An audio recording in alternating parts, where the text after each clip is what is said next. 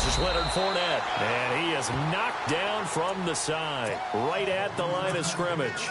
Credit him with a 1-yard gain there to make it 2nd and 9.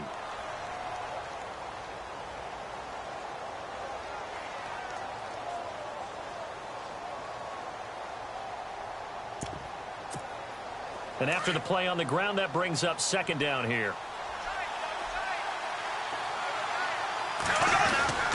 Again, it's Fournette. And he'll take this one up close to the 25-yard line. 2 yards on the carry there, and it's going to lead him to 3rd down. Well, so many times we look at a short run and we praise the offense for trying to set the tempo and establish things, but the defensive guys, hey, they just won the battle there. It wasn't a big run given up. They don't always have to absorb the body blows. Sometimes they dish them out themselves.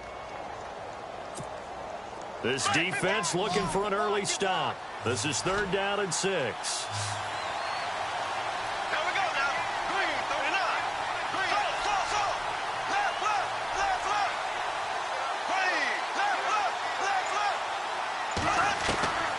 Working from the gun, it's Bortles. Flush to his right. And Robinson with a big catch. 16 yards that time on the pickup for the Jags and a 1st down. Looked like the defense put pretty good pressure on him, but he's able to flush out to his right to try and evade people. On the run, had to get on his horse. Still accurately throws a nice pass for a 1st down.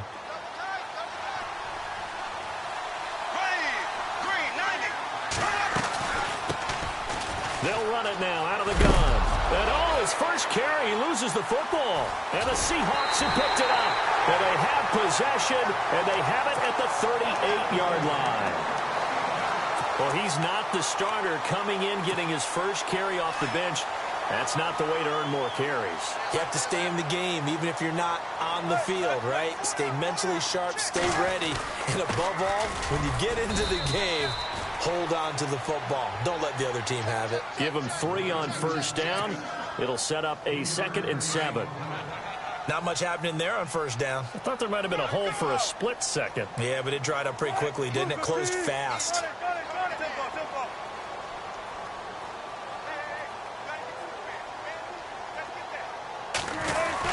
They stay on the ground. Again, it's Carson. Nothing doing. Barely able to muster a yard to hit the 35. Back-to-back runs, I'd say that encompassed maximum effort for minimal gain. Minimal yardage, and now they're going to need something more than minimal on this play coming up. So 3rd down, they need to get to the 28 for a 1st.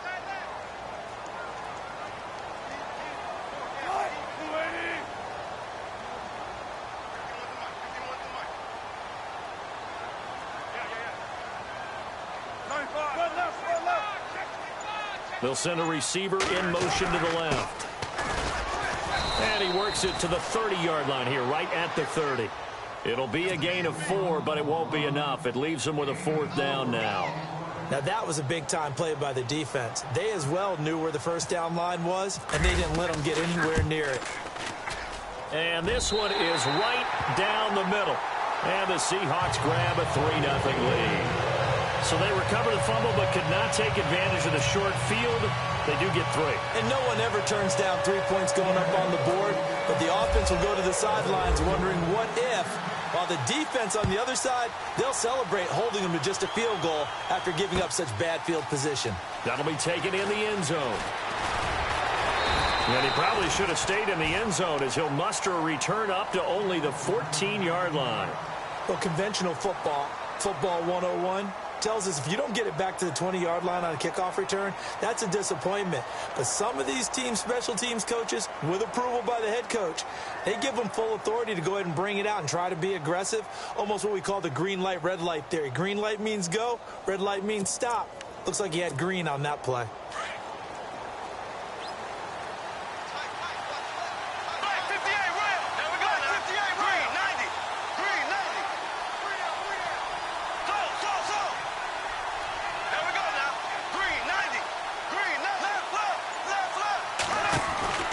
Bortles now on 1st down. Escaping the pressure right. Oh, you saw that one coming. It's intercepted. Thrown back across his body. Picked off at the 17. Then he will bring it back to about the 11-yard line. That interception sets them up beautifully already in the red zone. And you can hear it all the way up here. Oski, everyone turn to block, find the spot. And he is in for the Seattle touchdown. A great play there. Taking it in from 11 yards out. And the Seahawks find a way to stretch their lead. It's up and good, and that'll increase their lead to 10-zip. Here's Walsh now to kick this one off.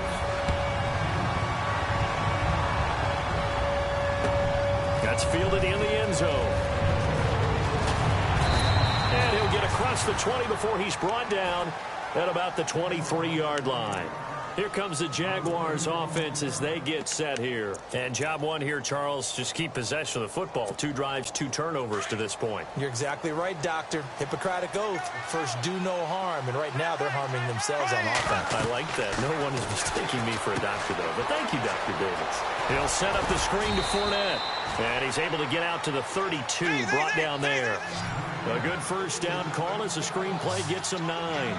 For a second there, I thought that might break big. Screen pass. Looked like it was coming together. Looked like there was an opening. Still, ended up with a solid gain. 2 yards on the pickup there, but it's enough to give him a new set of downs. They go play action here on first down. It's caught on the right side by Robinson. And he'll get up to the 43-yard line. A good pickup there. 8 yards on the first down completion. That was a nicely run slant route, and what the receiver's trying to do is make the defender think he's going upfield for a deeper route, and then breaks it off, usually after about 3 to 4 steps, and cuts towards the middle of the field. And now what he's trying to do is use his body to keep the defender away from the football and get the quarterback a really nice target. And that didn't fool anybody. He's going to be dropped in the backfield.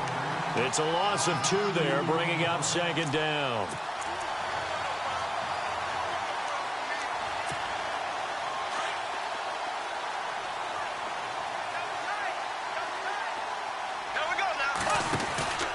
They'll run it now out of the gun. And he'll lose yardage on the play back at the 45-yard line. It'll be a loss of a yard, and that'll make it 3rd and 13. We think, Brandon, I like the intensity this defense is showing right here in these first few drives. They're not just holding the line because they're doing their job, but they're doing more than that, aren't they? They're getting a nice push into the offensive backfield. And a great example right there for the loss on the tackle. Alongside the former defensive back Charles Davis, I'm Brandon Gaudin. It's Jaguar football as we begin quarter number 2. And they're on the move here. They've got it 1st and 10.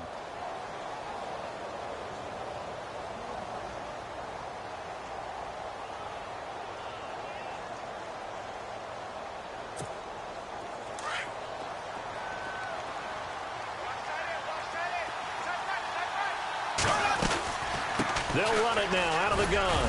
And he was able to shed the tackle, but the reserves come in for the stop. 5 yards on the carry. Good pickup on first down. And Leonard Fournette impressing there with that run. It's hard to believe that no Jacksonville Jaguar has broken 1,000 yards since Maurice Jones-Drew in 2011. I think Leonard Fournette could be that guy. Even with the ankle injury last year at LSU, still averaged 6.5 yards per carry. And absolutely intimidated opposing defenses. A lot of guys simply didn't want to tackle him. Just a 1-yard pickup there, and it'll be 4th down. Well, he hasn't made much of an impact in the running game thus far, and after that last run, not much is going to change in that area. He hasn't been able to get anything going, and really the offensive line not helping him much. And it's going to be batted down, and we'll go the other way with the football. Well, taking a step back, and we look league-wide for a second. On Tuesday the 16th, Pro Football Writers Association named the All-Rookie team. Who was on the ledger? Well, let's start with the headliners. Let's start with the Offensive Rookie of the Year, Alvin Kamara, running back from Tennessee, 3rd rounder with the New Orleans Saints. And Marshawn Lattimore, their first pick in the 1st round. This past season, a cornerback of Ohio State, the Defensive Rookie of the Year. Yeah, and Kamara shared that offensive honor with Kareem Hunt. What a year he had. I mean, when you put it all together, at one point you thought Kareem Hunt was just running away with this thing. Remember, they got off to a 5-0 start, and he was essentially setting rookie records every week he played. And then Kamara and the Saints with a late rush made it a tie. Both of them well-deserving.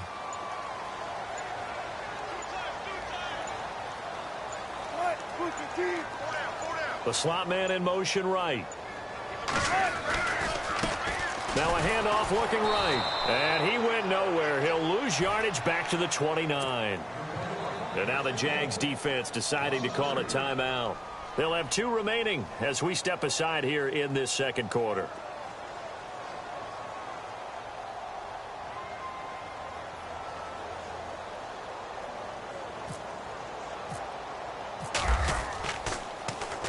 He gets us away. It's a good one, drawing toward the sidelines. And this will be out of bounds, and they spot it at the 15-yard line. Not too bad. Here comes the Jaguars offense as they get set to go again. They had a great drive going last time. They were moving the ball, and then all of a sudden it just stalled out.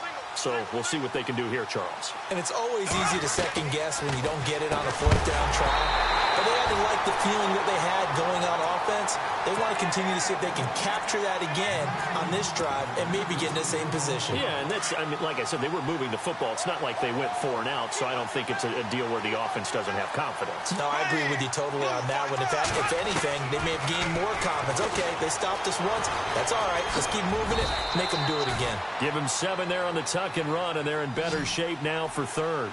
And we have to give credit to him for buying time and extending the play. But, you know, there's some really upset defenders on that one. They thought that they had him. Instead, he was coated in Teflon and got away.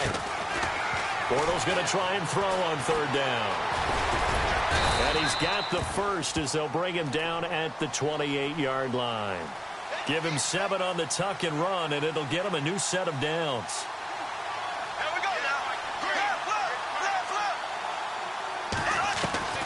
Throwing on 1st down is Bortles. And that's incomplete. 2 minutes to go here in the first half. Back to CenturyLink Field after this.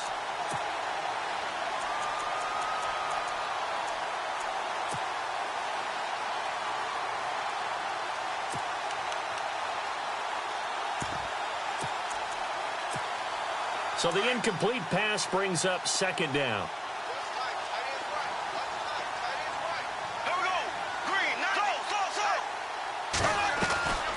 From the gun, it's Bortles. Steps away to his left. He turned that into a nice gain. Gets him 8 yards closer for 3rd down. They'll get to the line here, but remember, it's also 3rd down. Well, he did a nice job keeping his eyes downfield, waiting for someone to get open. But once the pressure forced his eyes down to see the rush, it was time to make a break for it. And incomplete here on 3rd down. Fair to say, hasn't been his best game throwing the football, but also not getting a lot of help out there either. Yeah, you nailed it pretty well, you know. He's got to throw it better, got to get more help. Obviously one that should have been caught. They've got to find a way to bring those 2 elements together so they can make some progress in this one. And how about the call here? They need 2 yards in their own territory on 4th down, and they're going to go for it. They do go for it. It's Bortles. Forced out to his left. And he's going to have the 1st down at about the 38. The improvisation gets him only a couple, but that's all he needed. 1st down.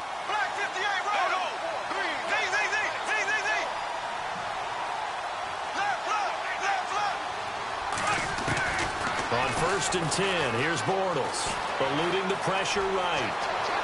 And he'll be out of bounds after getting this one across the 40. He'll get 5 out of the scramble. It's 2nd down. Okay, he's not going to get the 1st down, but this is still a nice job of buying some time and then running to get to the sideline and get out of bounds and avoid the big hit.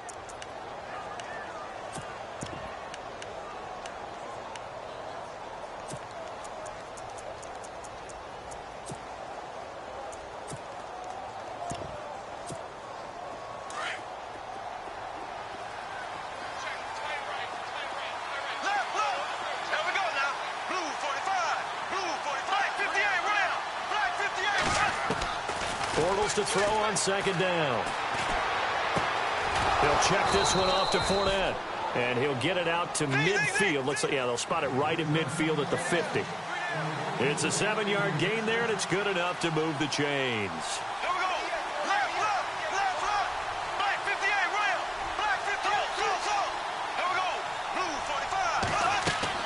From midfield, here's Bortles. Rolling to his right.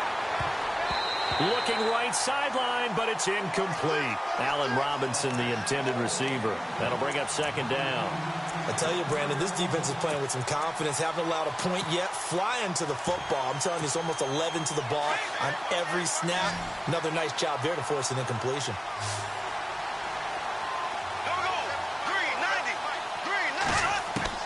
Bortles will try again on second down. His throw incomplete. Marquise Lee, the intended target, and it's third down. Well, they're slinging it, and then there's one you got to put a timer on, huh? I mean, that one came in hot. That came in hot, but overthrown out of his reach and incomplete.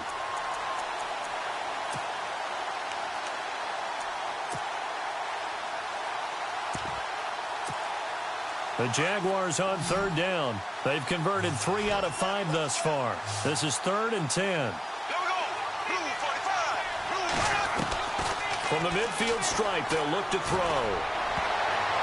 And he took the contact as he was throwing it, and the ball drops incomplete. When I watched that play, I thought about what my coaches had told me in the past. The biggest teaching point, get your head around. Locate the football so you can make a play on it while it's in the air. That's exactly what he did there. That was nice. The 3 straight incompletions, they don't care. That hasn't dissuaded them. They're going to go for it on 4th.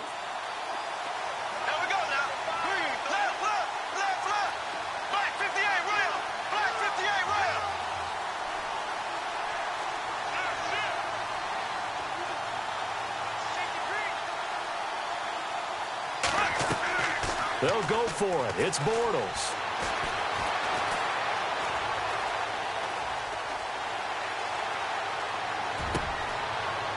Into heavy traffic, and it's intercepted. Picked off at the 40, and they will take over possession of the football at their 42-yard line. When a team's turned it over 3 times in the first half, we just look at the offense and say, guys, what are you doing? But instead, we really should be looking at the defense. They've created the takeaways. 2 interceptions, 1 caused fumble. They played awfully well swarming to the ball here in the first half. And with time running down, they go down to a knee.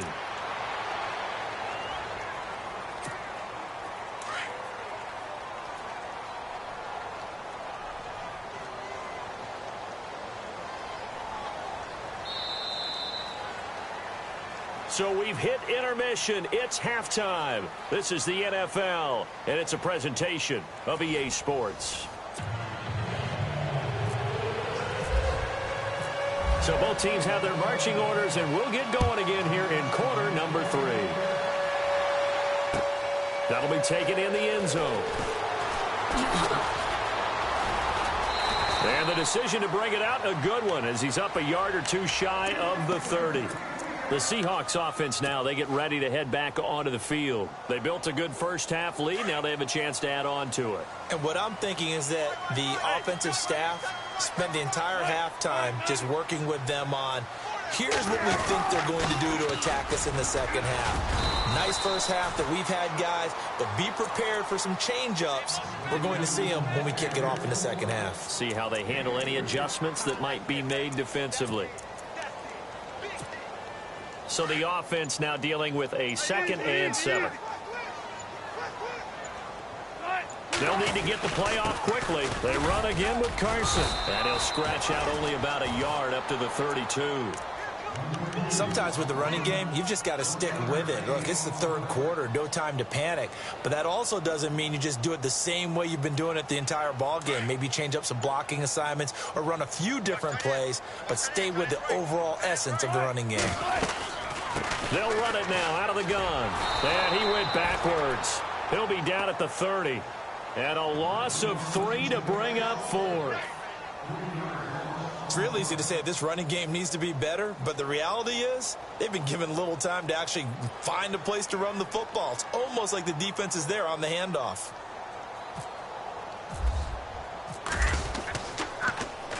He gets this one away, and boy, it's another boomer. Taking it about the 16. A good return there, call it 13 yards. And the Jaguars go on offense, 1st down and 10. Now we take a glance at the offense as they work their way back out for their first possession of the second half. They were able to get the stop defensively. Now a chance to turn that into points on the offensive end. Can you imagine what the grease board looks like at the half? Because tell me. That's exactly what they printed up. Stop them on defense, get the ball back for our offense, and go downfield and score some points. Now, the last part remains to be seen, but they got the first part done very well. Do people use grease boards, or you mean the magic marker board? Yeah, those two. That one good for a gain of 13 for Jacksonville and a first down. Man, defensively, that hurts. They got him out of his rhythm. They had him hemmed in, but somehow he was able to tuck it away and get away for a gain. And he'll get this up past the 45 to the 47. It's a 6-yard gain on the ground, and that'll make it 2nd and 4. They'll run it again with Fournette, and he'll get it into enemy territory just across midfield at the 49. Just 4 yards on the pickup, but that's good enough to extend the drive. Now a play fake here on first down. I'd say they've got to find a way to get him going. He's such a big part of their offense. I wonder if they might throw it a little and come back to the run. Anything, because you're right. He's pretty much been completely neutralized. 11 yards there for Jacksonville and a first down as well. Fournette, a first down carry. And look out, a big hit to the shoulder pads. Took him right off his feet. Just a yard on the pickup there, and it'll bring up a 2nd and 9. A fake to Fournette. Now it's Bortles to throw. Rolling to his left. And he'll go down here at the 35-yard line. All that gets him is just a yard, and now it's 3rd down.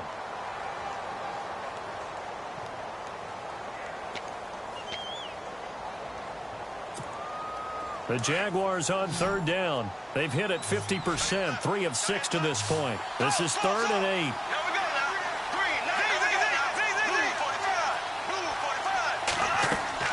The play fake to Ivory. Now Bortles. They'll roll him out right. And incomplete. He had nowhere to throw, so he just tossed it away. But that brings up 4th. A pretty good coverage there, and both of these defenses, they've had good coverage throughout this one. No doubt about it, and in today's NFL, where we're used to a bit more scoring, this feels almost like a well-pitched game in baseball on both sides, where the tension continues to build. Who's going to make the big play?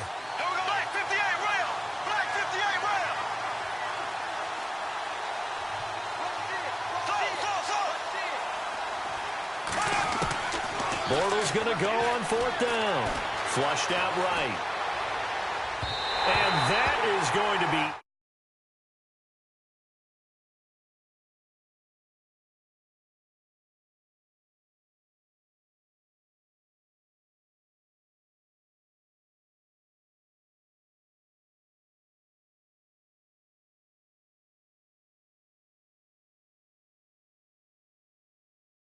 over, because I think that for the guys who didn't make the Super Bowl, it's a big consolation prize, and I think we're getting better play in the Pro Bowl as a result. Those guys come to play, and they're excited about the whole event. Yeah, and it was a little closer last year. It had kind of gotten to the 60 to 45 out of hand, but yeah, I think you're right. It was a little bit more competitive. It was, and I was really happy they went back to AFC versus NFC instead of that draft thing they had for a few seasons. A nice run there, 9 yards, and it'll be 2nd down. They'll bring a receiver in motion left. Here's Carson. And he'll take this one up close to about the 45. Just a gain of a yard there, and now it'll be 3rd down. This is what happens sometimes when you abandon the running game. It's hard to get back to it because once guys get out of that mentality of firing out and hitting people, hard to get them started again occasionally. Back now in Seattle, Washington. It's the Seahawks with the possession. They also have the lead here as we get set for the 4th and final quarter. And the Seahawks on 3rd down, 0 for 3 to this point. They could use a conversion. They're up against a 3rd and 1 situation. They'll send a receiver in motion left. On 3rd down, it's Carson, and he's got the first down yardage there as he takes it just across midfield. 7 yards there, good enough to move the sticks. Play clock winding down. Now it's Carson. Broke through some contact, but unable to reach the 40.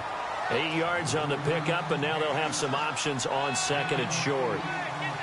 Now, I'm guessing you'd say this is kind of the key here. Grind out some yardage, work on that clock, see if you can continue to tick it down. Definitely, you want to bleed things out at this point, right? Continue to possess the football, gain some yardage, and put the onus on the defense. Do they have to use timeouts? What are they going to do to stop you? You're taking charge. Give them 3 yards and a fresh set of downs. Well, I don't think there's any question, Brandon, at this stage. The stop troops, the defensive guys, they got to use their 3 timeouts here. They've got to stop them and get the ball back. Yeah, if you're in that 2 to 3 score deficit window that they're in now, you got to get it ASAP. Yeah, no doubt about it. Stop them, use your timeouts. Easier to move the ball on offense without timeouts than to stop them on defense without using them. Coming up to the line, and they will need to run another play here before the 2-minute warning. This is Carson, and he's going to be stopped dead in his tracks. And now, defensively, they're going to burn their first timeout. Remember, they get an extra time built in coming up here shortly at the 2-minute warning. 7th play of this drive coming up, but a long way to go on 3rd down. Going to give this time to the tailback. And he'll be stopped up quickly here at the 38. And this defense here going to burn their 2nd timeout. But you can also factor in another timeout that they'll get when the clock stops at the 2-minute warning.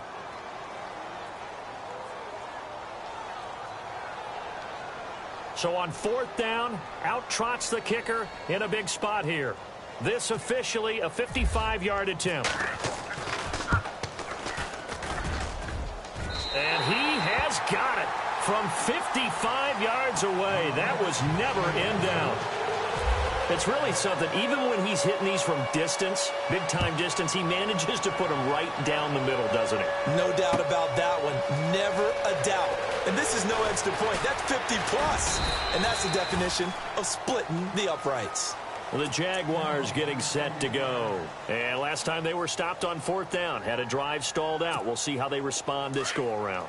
I'm eager to see what their mindset is, because moving the ball, feeling good, and then that abrupt stop on 4th down, do they go back to the bench and go, oh, boy, they've got something for us? Or do they go to the bench and say, we blew it ourselves, let's get back out there and move the ball again? And is it different when... Oh, this is taken in. It's complete. And they finally get him down, but not before he reaches the 34. Time for a break. We're back to finish this one off after this.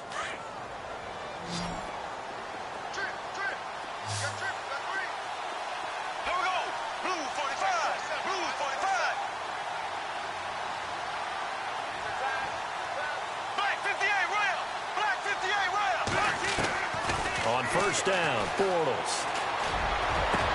And this is intercepted, and that should do it. Picked off by the all-pro free safety, Earl Thomas. And a big turnover there as his guys will get the football back. Thought they had something going there to break that goose egg here in the 2nd half, but to no avail. Hope was alive until that interception. What a terrific play, taking the ball away after it looked like they were starting a drive. And now that shutout still standing. You know that's something those defensive guys hold a lot of pride on, too. No doubt about it. They're excited about where they are in this game. That one good for 16, and the drive will continue. The defensive line disperses a little bit here, maybe expecting a pass. They'll run it now out of the gun. 3 yards on the pickup there, and it'll be 2nd down. I guess the simple question, why not just take a knee there? I don't understand either why you would take any sort of a chance. We've seen it happen in the game of football. Doesn't matter whether you've watched high school, college, or the NFL. Some people get a little greedy, try to get that extra running play in, and it can backfire on them. Charles, why didn't they just take the knee there? You're asking the question that I'm asking as well, because we've seen a lot of football where coaches decide maybe they get a little greedy. I don't know if they're doing it for stats or for what reason. We've seen it happen in college. And how about in the NFL? The miracle of the Meadowlands. All they had to do was take a knee and the game was over. The Giants ran it one more time. Ball popped free. Philadelphia picks it up and wins the game. What year was that? 1978. I think it was in November.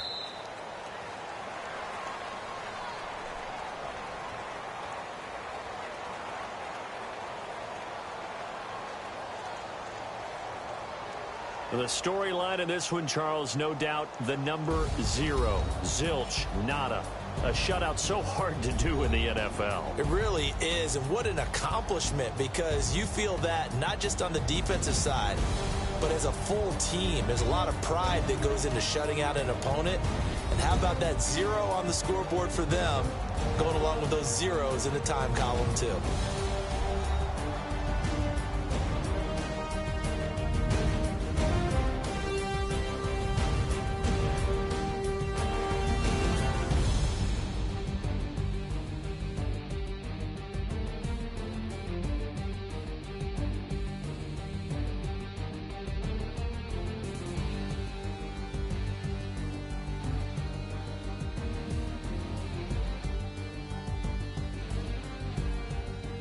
So that'll do it for us. For my partner, Charles Davis, and all the hard-working men and women on our crew, I'm Brandon Gaudin. You've been watching the NFL right here on EA Sports. It's a win for the Seahawks here as we say so long from Seattle.